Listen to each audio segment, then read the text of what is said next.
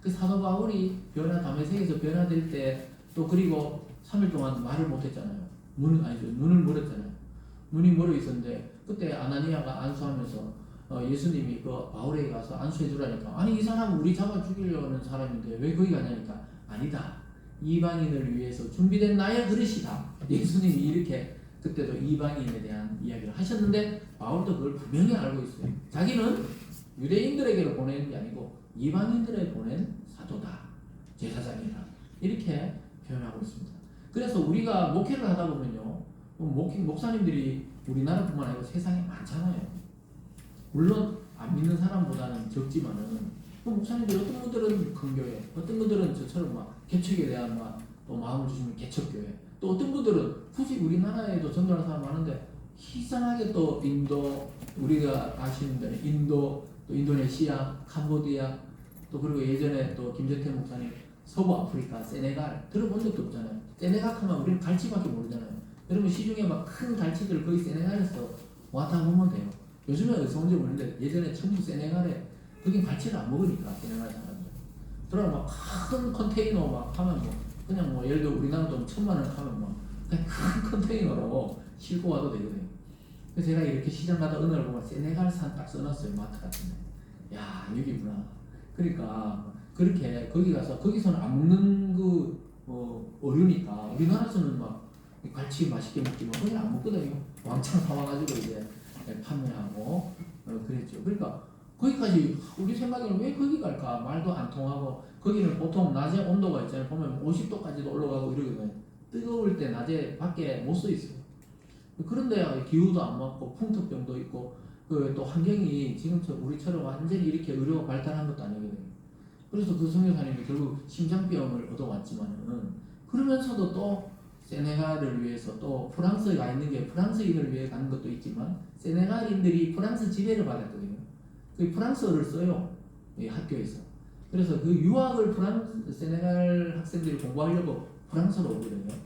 그 사람들을 또 전도하고 선교하려고 또 이 프랑스로 갔던 거예요. 그 본토까지 들어가기에는 건강 상태가 또 그 당시에는 안 좋으시니까. 그러니까 우리 생각에는 야, 희한하다, 왜 저런 데 가만히 있다가 있잖아요, 큰 교회로 가든지 아니면 있잖아요, 이 또 개척을 하든지 하지, 해외로 가면 또 제보고 또 개척할 때 어떤 사람들은 왜 개척하나, 요즘 개척교회 누가 온다고, 그 개척해보니까 잘 안 오긴 않아요. 또 코로나 터져가지고 사람들이 교회에 대해서 잘 안 올라가는 경향도 있긴 있어요. 근데 교회만 그런 게 아니에요. 성당도 또 불당도, 여기 도시 있는 데는 좀 오지, 거기도 가보면 전부 할매들밖에 없어요. 여기 우리 교회 옆에 아주 유명한 절 있잖아요. 그거 가보면 제가 이렇게 유심히 보거든요. 어떤 날 모임이 있는 것 같아요. 거기도 초파일인지 어쩐지 또 보면 약간 이거 회색 옷 입고 할매들이 버스에 내가 줄기차게 나거든요. 제가 커브를 틀어가 이리 올라오셔야 되는데 왜 저리 가지, 이렇게 생각하지만은 그분들도 모이는 거 보니까 젊은 사람은 또 가는 걸 거의 못 봐요. 진짜 부처님 오신 날이나 좀 보니까 젊은 가족들 가거나, 이 차가 이 골목 있잖아요. 그때는 이 인도에도 다 되더라고. 그 당일날 그냥 그날 외에는 가는 분들이 전부, 할아버지도 또 잘 없어요. 희한하게 또 할머니들이 그렇게 뼈하게 걸어가시더라고요. 그게 희한하대요. 그래서 제가 보면서 그래서 제가 어떤 캐톨릭 신부님 만난 적이 있었는데 그분도 가대요. 그 캐톨릭 신부 되려고 하는 사람도 없대요, 요즘에. 캐톨릭도. 그러니까 있잖아요, 이 전반적으로 사람들이 내세나 종교에 대한 의존도라 할까요? 그 관심이 많이 낮아진 시대예요. 그 사람들이 왜 개척을 하냐. 제가 또 대구로 파송합니다 하니까 서울에 있는 교수님이, 대구는 안 돼. 계속 교수님이 지금 돌아가셨어요. 은퇴하시고 얼마 안 됐는데 그때 이렇게 신문에 보니까 돌아가셨더라고. 조직 신학을 가리키는 우리 국내에서는 좀 유명하신 학자인데, 그분의 누이가 누구냐, 대구 서문교회 그 일대 원로 목사님의 사모님이 자기 누나예요. 그래서 자기가 대구 잘한다면서, 대구 사람들 안 바뀐다, 응? 김군 내려가지 말라고 계속 그런 이야기 계속 하시더라고. 그래도 저게 서울에 아니면 여기 경기도 이런 데 해야 떠돌이 하는 사람이 많다는 거예요. 예? 대구는 다 안 변하는 사람이 거의 없다는 거예요. 근데 서울에는 나그네가 많잖아요. 지방에서 올라와가지고 마음 둘 것도 없고, 이래야 또 좀 올라오고 이러지. 그래야 하기 싫기로 했잖아요. 걱정을 많이 해주시더라고. 자기가 있잖아요. 알고 보니까 그래 아니면 그 서문교회로 갈래? 막 이랬더라고요. 저 서문교회도 아는 사람도 없는데. 그래서 지금은 그 원로 목사님도 은퇴하시고 그 아들 목사님도 은퇴하셨어요. 세월이 그래 그런 거예요. 지금은 3대 목사님 젊은 분이 저보다도 훨씬 젊은 분이 왔어요. 그 사람들이 왜 지금은 개척을 하려고 그러냐 뭐 이런 얘기 많이 했었거든요. 저도 아이고 안 해야 되겠다 이 마음도 막 들다가도 왜 계속 그런 훈련을 받다가 보니까 한 생명 내가 신학교 갈 때 한 생명을 위해서 헌신하자 그래 놓고는 막 예를 들어서 뭐 좀 큰 교회 가가 안정적으로 있으면 뭐 편안할지 모르죠. 근데 그러면은 하나님이 여기 보내서 구원받고 처음 예수님 믿고 뭐 세례받은 그분들은 없는 거예요. 우리 가정을 할 수는 없지만은 제가 여기 내려오지 않았으면 제가 잘했다는 게 아니에요. 제가 잘해서 전도됐다 이게 아니고 여기 내려와서 전하지 않았다면 아예 교회도 안 오실 분도 있고 또 교회 다니다가 안 다니신 분들 오랫동안 안 다니다가 다시 교회로 돌아와서 정착하는 분도 있고 그런 것이 아예 없는 일이 되어버리잖아요. 무슨 말인지 따라오시죠?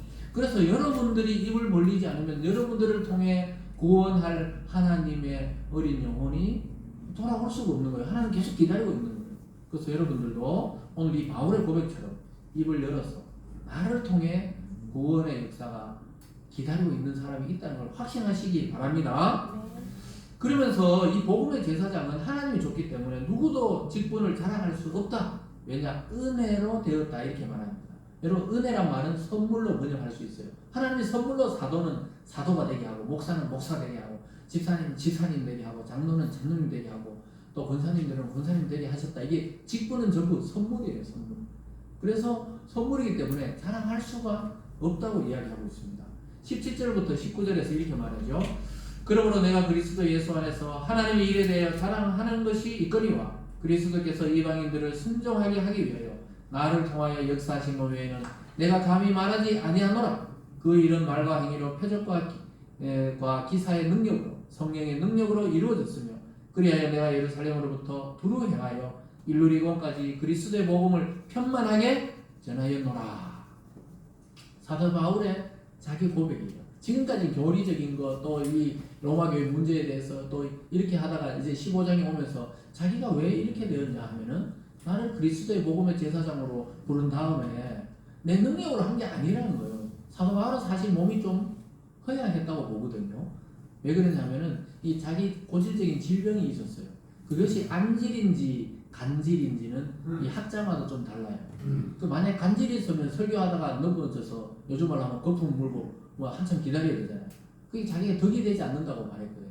그래서 초기에 이 기독교의 이방인 성도들이 바울은 글은 참 좋은데 말은 서툴다 이렇게 표현하고 있거든요. 그리고 오히려 그 아볼로 그 바울의 제자는 설교 스피치가 좋았거든요. 그런 게 이제 서로 막 좋아하는 이제 목회자에 대해서 이야기하니까 말리지 말라 이렇게 또 바울이 이야기하는. 어쨌든 바울이 굉장히 약했어요. 그런데도 가장 이 1차, 2차, 3차 여행을 했잖아요. 전도 여행을. 예루살렘으로부터 일루리곤이라는 건 지금 지중해부터 서유럽, 유럽까지 있잖아요. 지금 뭐 예를 들어 알바니아, 유고 이런 데까지 막 배 타고 가거나 또 아니면 길로 걸어서 또 전해서 내려오고 다시 또 배 타고 갔다 또 내려오고 이러다가 마지막에 로마 가서 순교하죠. 그러니까 이 세 차례나 그 자기 힘으로 한 게 아니라는 거예요. 오늘 고백하는 게 뭡니까? 하나님이 기적을 베풀어줬고 표적을 베풀어줬고 결정적으로 성령의 능력으로 이루어진 일이라고 말하고 있습니다. 저와 여러분이 성도된 것, 오늘날 우리 여기에 햇살교회가 생긴 것, 또 이 땅에 많은 교회들이 있는 것은 성령으로 이루어진 줄 믿으시기 바랍니다. 그러니까 개인적인 게 아니에요. 그래서 목사님들도 함부로 옮기지를 못해요. 다 있는 거예요. 그냥 사람이 많이 올 때도 있고 적게 올 때도 있고 또 큰 교회는 여러분 모르지만 또 이면에 막 갈등이 많잖아요. 또 목사님들이 처리해야 될 일이 많아요. 그래서 이거는 비밀이지만 대형교회 목사님 중에 지병이 어느 분이 없다고 이야기해요. 다들 공황장애 아니면 심장 아니면 있잖아요. 그 뭐라 할까요? 불면증 이런 게 있잖아요. 이 교회가 커지면 커질수록 그런 증상을 앓는 분들이 많다는 것이죠. 그게 꼭 부정적인 이야기가 아니고 사도 바울이 몸에 가시가 있는 것처럼 하나님의 직분에는 짊어져야 될 게 있어요. 그럼 뭐 개척교회는 아무것도 없나? 개척교회는 또 그거에 대한 또 짐이 있어요. 그러니까 이야기하다 보면은 목회자들끼리 서로 위로가 되는 거죠. 그래서 아마 성도들도 마찬가지일 거예요. 그래서 바울이 이야기하잖아요. 내가 예루살렘부터 두루 행해서 그 이방 땅 일루리곤까지 내가 복음 그리스도의 복음을 전하려고 그렇게 돌아다녔다고 이야기합니다. 그러면서도 내가 내 자랑하는 게 아니고 내가 그 순간에 갈 수 있었고 전할 수 있었던 것은 성령의 능력이라고 말하고 있습니다. 믿습니까, 여러분? 그래서 여러분이 예수님 믿게 된 것, 이게 성령이 인도하신 거예요. 우리 교회 모여서 함께 예배드리는 것, 이 성령이 인도하신 거예요. 목회자들이 목회사가 되는 것, 이게 개인의 어떤 의지로 직업을 선택하는 게 아니에요. 특별히 목회자들은 성령의 강력한 푸시라 그러죠. 밀어요. 나는 안 하고 싶을 때도 있거든요. 예를 들어서. 그리고 이미 직업이 있었잖아요. 저 같은 경우에는 아예 뭐 신학교를 나오고 뭐 신대원을 간 게 아니고 직업이 있었잖아요. 그래서 이 갈등이 한 3년 정도 마음속에 계속 뭐 그전부터 있었지만 계속 3년 넘게 마지막에는 막 알았어요. 알았어. 신학교를 그럼 갈게요. 일단 목회한다는 말을 안 하고 이제 그렇게 이제 기도하면서 또 이제 지도하는 목사님이 이제 물어보니까 그 목사님들이 뭐 지금 가정도 있고 애도 있는데 열심히 그냥 일해봐라고 이랬으면 좋은데 딱 상담을 하니까 제가 다니던 뭐 교회 지금은 다른 데 가셨죠. 그리고 그 담임 목사님이 이제 은퇴를 앞두고 있지만 그분들이 뭘 이야기하냐면 그럼 일을 그만두라고 제일 먼저 하시는 이야기가 일 먼저 그만두라 그래요. 진짜 믿기 힘든 이야기죠. 아니 지금 애 태어나서 이제 뭐 두세 살 되고 이러는데 애도 태어나고 가정도 있는데 일을 그만둬 보시게 제일 먼저 하는 이야기가 어쨌든 그거였어요. 그러고 나서는 하나님이 진짜 목회로 불렀다면 일을 그만두는데도 하나님 채우시는 은혜가 있을 것이라고 테스트를 해봐야 된다고. 그게 첫 번째 이야기였다니까요. 그래서 제가 굉장히 갈등이 많았죠 그때 마음속에. 근데 하나님이 또 이 방법을 주시고 채워주시고 지금까지 여기까지 왔잖아요. 그러니까 그래 제가 목사 안수 받기 전에도 제 담당하시던 담임 목사님이 또 상담을 했죠. 마지막으로 이제 물어봤어요. 진짜 목사 돼도 제가 목회할 수 있겠습니까? 그래 딱 그분도 또 한마디 하시더라고요. 다른 건 잘 모르겠지만 설교자로 부른 거는 확실하다. 요 말을 딱 해주시더라고요. 자기가 볼 때. 자기 하나님은 아니시지만. 그래서 제가 안수 받았어요. 그래서 지금 여기까지 온 거예요. 왜냐 바울이 오늘 고백하듯이 제 개인에 적용해서 볼 때도 그렇고 아마 여러분 개개인에 적용해봐도 내가 어떻게 교회에 가서 어떻게 그거 따라갔다가 어떻게 부흥회에 갔다가 또 어떻게 일을 갔다가 아니면 어릴 때 믿은 분도 누구 따라갔다가 어떻게 동네에 어떻게 교회가 생겨가지고 아마 이렇게 왔을까. 뭐 각자 아마 사연들이 있을 거예요. 그 누가 했다고요? 성령이 우리를 주님께로 인도하신 줄 믿으시기 바랍니다. 그러면서 바울이 오늘 마지막 세 번째로 자기는 복음 전하는 것을 자기 인생의 최대 영광과 명예로 생각한다는 거예요. 그 전에 원래 진짜 세상에서 영광스러운 자리에 있었잖아요. 사도 바울이 최고의 가마리엘 문화의 최고의 지도자가 될 코스를 밟고 있었거든요. 그 사람들은 사도 바울 하면 그 전에 바울 하면 최고의 영향력이 있는 젊은 지도자가 왔어요. 그런데 사도 바울은 지금은 뭐예요? 아무도 안 알아줘요. 유대인들도 안 알아주고 이방인도 안 알아주지만 자기는 지금 이 상태가 자기 인생의 최고의 영광과 명예라고 이야기하고 있습니다. 그러면서 이 복음을 전하는 것은 내가 이제 남의 터 위에 세우지 않고 하나님 보내시는 곳에 내가 가서 세우겠다고 이야기하고 있습니다. 그래서 이것이 선교의 원리고 교회 개척의 원리예요. 남의 터 위에 세우지 않겠다는 거예요. 그래서 교회가 교회끼리 서로 경쟁하지 않도록 뭐 건강한 경쟁은 좋지만 서로 막 비방하고 이렇지 않도록 그 유념하는 구절이 뭐냐 여기 나와요. 20절과 21절입니다.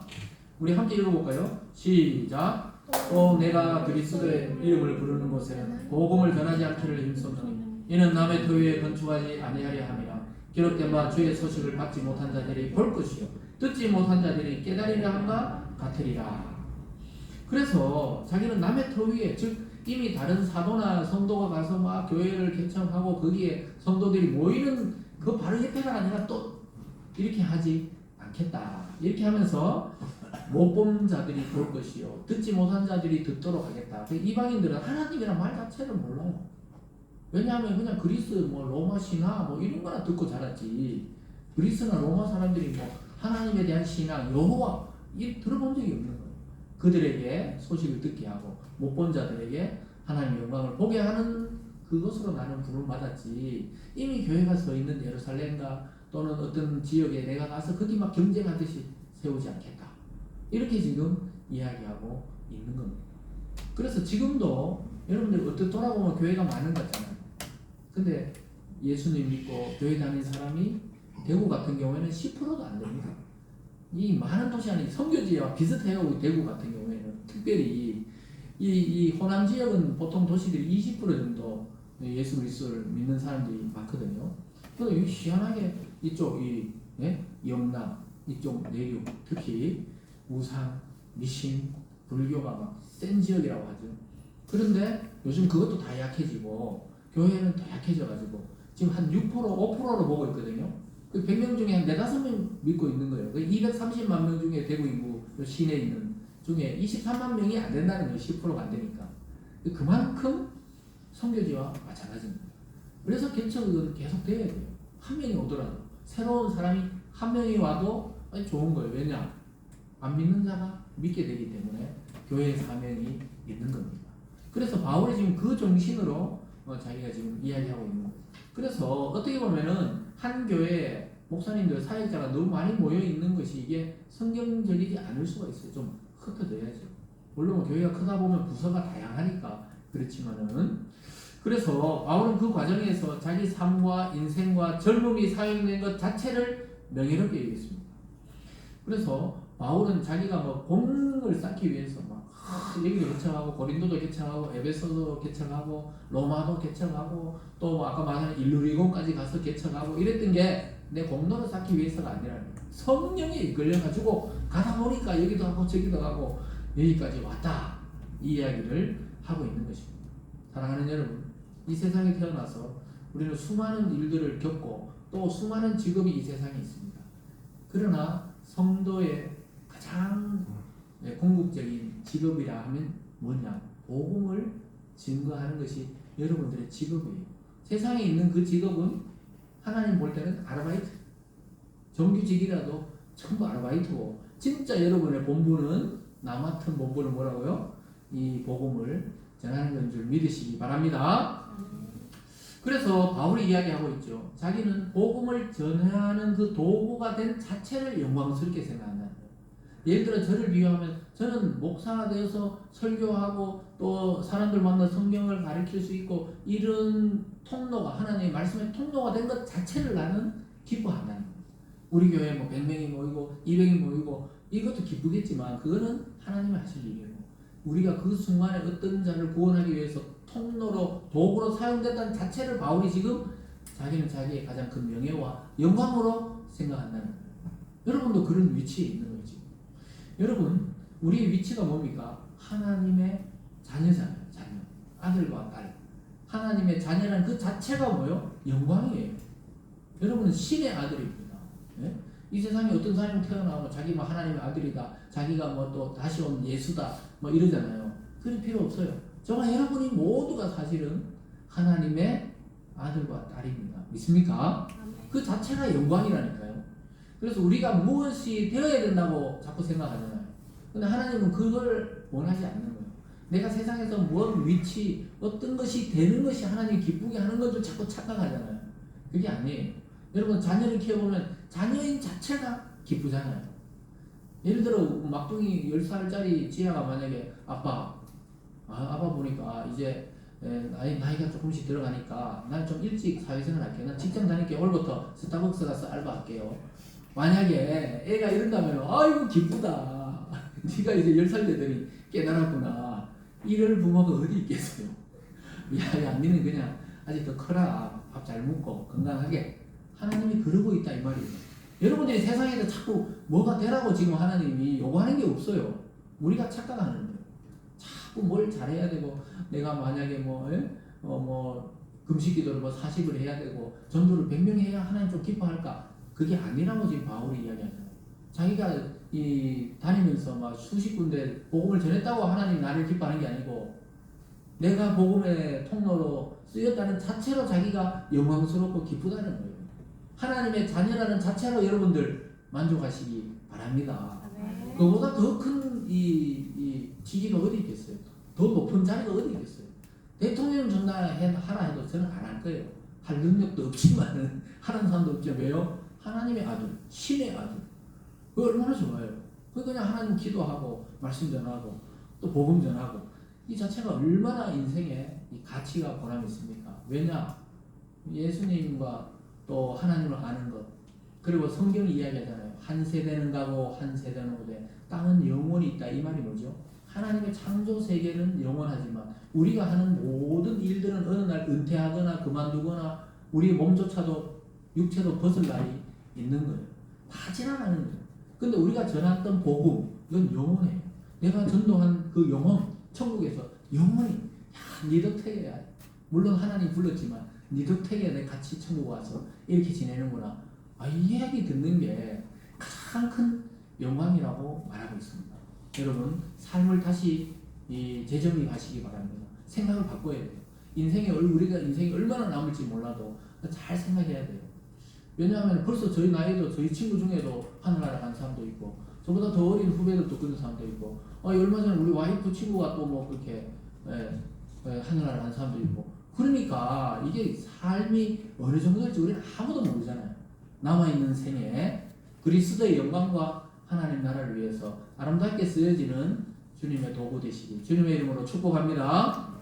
기도하겠습니다. 사랑의 하나님 아버지 감사드립니다. 하나님 우리가 가장 위대한 자리, 가장 위대한 위치 하나님의 아들과 딸로 부름을 받았다는 사실을 깨닫게 도와 주시옵소서. 하나님 이 영광스러운 우리의 신분, 우리의 위치를 가지고 아직까지 하나님 모르고 이 어두워진 세상에 지옥을 향해 달려가는 모든 생명들에게 복음을 전할 수 있는 저희들 다 되게 하여 주시옵소서. 감사드리며 예수님 이름으로 기도드리옵나이다. 아멘.